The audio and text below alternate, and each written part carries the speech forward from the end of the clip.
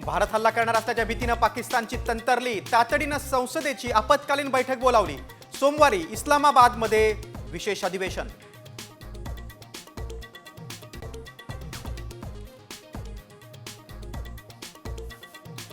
भारतानं पाकिस्तानवर हल्ला केला किंवा सिंधू नदीचा पाणी पुरवठा थांबवल्यास अण्वस्त्रांनी प्रत्युत्तर देऊ, पाकिस्तानच्या रशियातल्या राजदूताची पोकळ धमकी।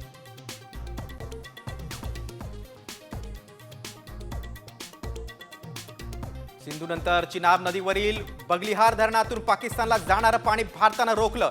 झेलम नदीवरील किशनगंगा धरणाचंही पाणी थांबवण्याचा विचार।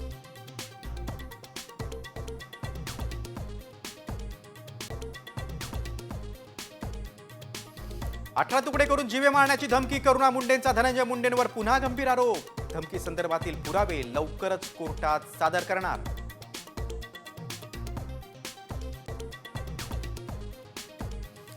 विदर्भाला अवकाळी पावसानं झोडपलं। नागपूर, वर्धा, चंद्रपुरात वाऱ्यासह गारांचा पाऊस।